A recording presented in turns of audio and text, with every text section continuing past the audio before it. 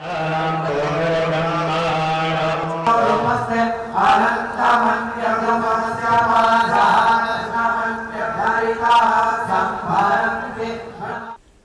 माँ इंद्राक्षी जय अम्बे। इंद्राक्षी धाम में दर्शकों आप सभी का हम हार्दिक स्वागत करते हैं। आज शरद पूर्णिमा है, साथ ही भगवती महालक्ष्मी का व्रत कोजागर व्रत आज ही है। इसी के साथ साथ कल से कार्तिक स्नान प्रारंभ हो जाएगा। जो कार्तिक का व्रत पूरे महीने का रखते हैं वो आज से व्रत भी प्रारंभ कर सकते हैं। अब देखिएगा, शरद पूर्णिमा या शरद पूर्णिमा दोनों शब्द एक ही बात हैं। ये अपने आप में बहुत महत्वपूर्ण पूर्णिमा होती है। क्यों? इस पूर्णिमा में विशेष प्रकार से अमृत रस टपकता है। चंद्रमा की किरणें अमृत रस टपकाती हैं और ये अमृत नाना भांति से सभी साधकों के लिए बहुत ही अमृत तुल्य होता है।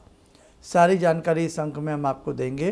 कुछ बातें अगर विशेषांक में छूट गई हों तो इसमें आपको प्राप्त हो जाएंगी। आइए पहले आज का हम पंचांग देखें। 6 अक्टूबर सन 2025, दिन सोमवार, और दिन सोमवार मिल रहा है, ये भी अपने आप में उत्तम है। संवत 2082, आश्विन मास शुक्ल पक्ष, तिथि आज पूर्णिमा है। नक्षत्र रेवती, अभी सुबह के 7 बजे हैं, रेवती नक्षत्र प्रारंभ हो चुका है। राहु काल 7:30 से 9, दिशा शूल पूर्व दिशा। अब देखिएगा, हर वर्ष आश्विन मास की जो पूर्णिमा होती है वो शरद पूर्णिमा के रूप में मानी जाती है और उसी के साथ साथ कोजागर व्रत मनाया जाता है। अब कोजागर व्रत क्या होता है? बंगाल में इसको लक्खी पूजा भी कहा जाता है और बहुत धूमधाम से इसको मनाया जाता है। इस व्रत में विशेष प्रकार से संध्या के समय भगवती लक्ष्मी का पूजन किया जाता है और कैसे कैसे पूजन करेंगे सारी जानकारी देंगे। आइए पहले इसको प्रातःकाल से हम प्रारंभ करते हैं।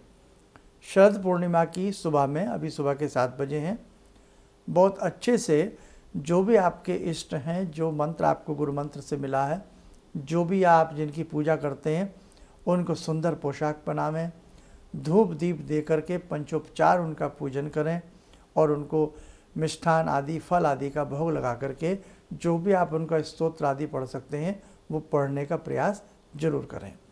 अब इसके साथ साथ संध्या का समय आता है। खीर बना में, पूड़ी बना में भगवती महालक्ष्मी का पूजन किया जावे और उनको धूप दीप फल फूल खीर पूड़ी आदि का भोग भगवती को अर्पण किया जाता है।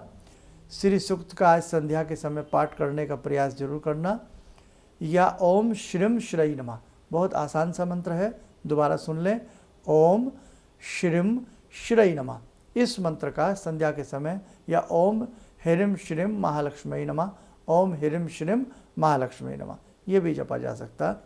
बीजात्मक मंत्र है, नाना भांति के ये मंत्र होते हैं, या जो भी लक्ष्मी का मंत्र आपको याद हो, कमले कमलालय प्रसीद प्रसीद, जो भी याद हो, 3 माला 5 माला का संध्या के समय कर लें। या नहीं भी कुछ होता है तो श्री सूक्त का पाठ तो जरूर कर लें। जो साधक ललिता सहस्त्र नाम का पाठ करते हैं, ललिता सहस्त्र नाम पढ़ लें। जो साधक भगवती लक्ष्मी के या दुर्गा के अनेक स्तोत्र पढ़ते हैं वो जरूर पढ़ लें, क्योंकि भगवती महादुर्गा, भगवती अंबिका, महालक्ष्मी, महासरस्वती, महाकाली के रूप में विराजती हैं। तो आप अच्छे से उनका धूप दीप दे करके बेटा अच्छे से उनकी पूजा करना और भगवती का ध्यान करना, महालक्ष्मी का ध्यान करना। आज की रात्रि भगवती घर घर में विचरण करती हैं। जिन घरों में जितनी पवित्रता होती है, शुद्धता होती है, जिन घरों में सुगंधित धूनी द्रव्य दिए जाते हैं, जिन घरों में भगवती के पाठ किए जाते हैं, उन घरों में भगवती सदा सदा के लिए अपना निवास स्थान चुन लेती हैं। इसलिए बहुत अच्छे तरीके से आज संध्या के समय जगत जननी जगदम्बा भगवती महालक्ष्मी की पूजा करना, और जो व्रत रखते हैं फिर चांद देख करके आप अपने व्रत का पालन कर सकते हैं। ठीक है, तो ये महालक्ष्मी का व्रत हुआ। जो आज के दिन सत्यनारायण की कथा करते हैं तो संध्या के समय अच्छे से कदली फल आदि का प्रसाद बना करके भगवान सत्यनारायण की पूजा करें, धूप दीप दे करके जो भी आप उनका पंचोपचार अच्छे से पूजा कर सके करें, और जो भी मंत्र पढ़ते हैं उसे पढ़ें। तो आज बहुत सारे कार्य एक साथ हो रहे हैं। भगवान विष्णु की पूजा है, लक्ष्मी की पूजा है, और जहाँ हरि हैं वहाँ भगवती हैं। ठीक है, आपने देखा भी होगा क्षीर सागर में भगवान विष्णु लेटे हुए आराम से और भगवती उनके चरणों को दबा रही हैं। इसलिए लक्ष्मी नारायण जहाँ नारायण हैं वहाँ लक्ष्मी पधारती हैं, और जहाँ लक्ष्मी हैं वहाँ नारायण पधार जाते हैं। इसलिए बहुत ध्यान से सुंदर तरीके से आज भगवान लक्ष्मी नारायण की पूजा भी घर घर में होती है। अब हम बात कर लेते हैं चांद की रोशनी की। ये अपने आप में बहुत बड़ा उत्सव मनाया जाता है। ब्रज में तो आज इसे रसोत्सव के नाम से भी मनाया जाता है, और ऐसा कहते हैं भगवान श्री कृष्ण ने रास लीला इसी रात्रि में रचाई है। तो नाना भांति से साधक अपने अपने इष्ट को मानते हैं, अपने अपने प्रभु को मानते हैं। अब इसमें हमें रात्रि के समय में क्या करना है कि शाम के समय हम पहले से ही खीर बना लें। खीर आदि बना करके, चाहे हम उसे पोहे की, जो पोहा जिसका आप बनाते हैं उसकी बड़ी सुंदर खीर बनती है, कभी बना के देखें आप। और उसको गलाने की आवश्यकता नहीं है, पानी में अच्छे से उसको धो लें और फिर उसको दूध गर्म करें, दूध ठंडा करके उसमें अपने हिसाब से चीनी आदि मिला करके उसी में उसको पोहे को आप दूध के अनुपात के हिसाब से डाल लें। हमारी माता जी तो ऐसा ही करती नहीं है, और अब वो संसार में नहीं है, और वो चावलों से भी ज़्यादा, हालांकि पोहे भी चावल के ही बनते हैं, चिवड़ा जिसको आप लोग कहते हैं, बड़ी अच्छी लगती थी। और बिना बॉयल किए दूध गर्म कर लीजिएगा, ठंडा करके फिर उसमें वो पोहा पानी से अच्छे से भिगो कर रखें कुछ देर, साफ़ करके फिर उसमें डाल लें, स्वादानुसार चीनी डाल के चांद की रोशनी में रखें। जो खीर चावल की बनाना चाहते हैं चावल की खीर बनाएं।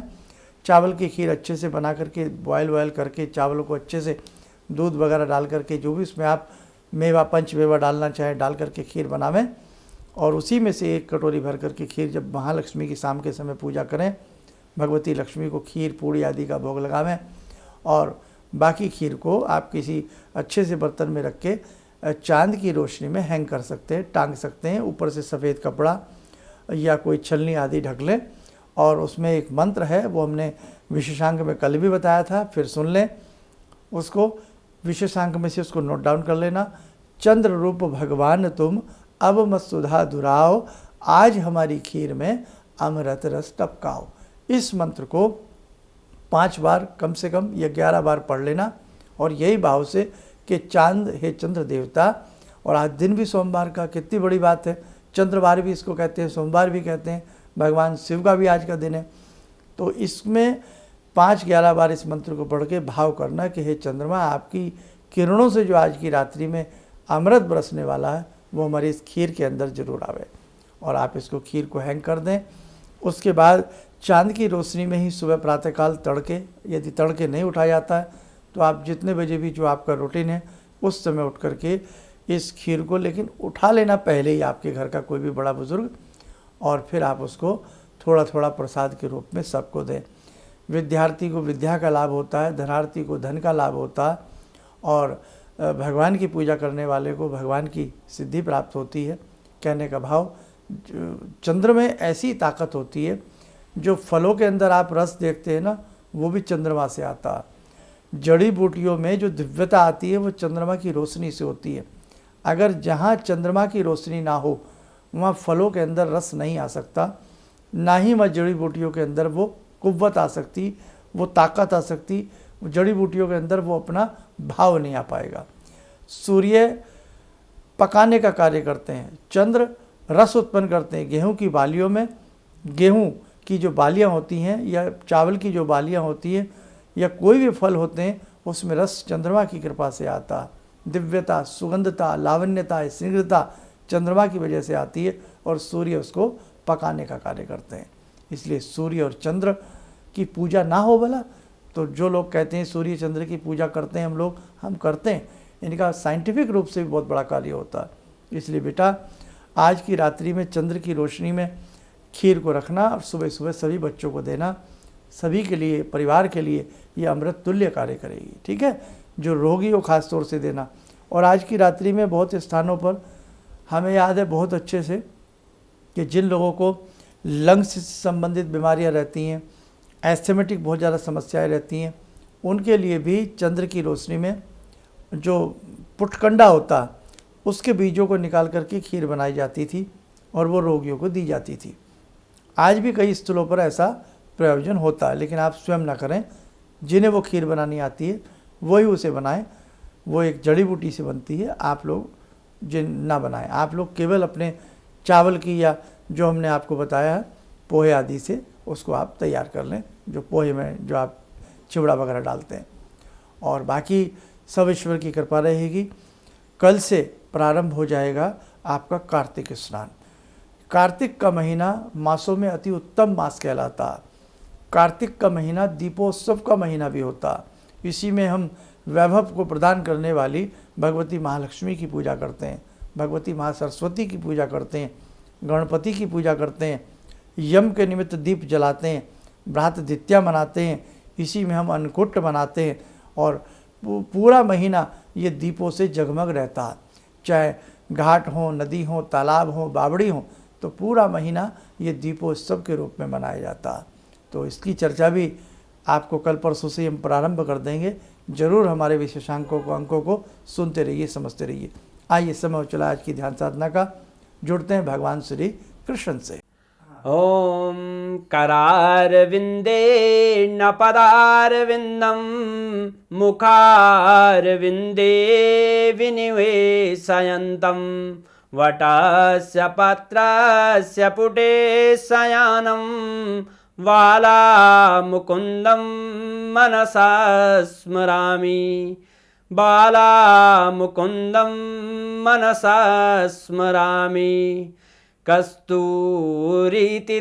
ललाटपटले वक्षस्थले कौस्तुभं नासाग्रे वरमुक्तिकं करतले वेणुकरे कङ्कणं सर्वाङ्गे हरिचन्दनं सुललितं कंठे च मुक्तावले गोपास्ति परिवेष्टितो विजयते गोपालचूडामणि शान्ताकारं भुजगशयनं पद्मनाभं सुरेशं विश्वाधारं गगनसदृशं मेघवर्णं शुभांगं लक्ष्मीकान्तं कमलनयनं योगवृद्ध्यानगम्यं वन्दे विष्णुं भवभयहरं सर्वलोकैकनाथं। कवच बना लें, ध्यान करें, कृष्ण जी का शुभ आशीष हम सबके ऊपर बरस रहा है।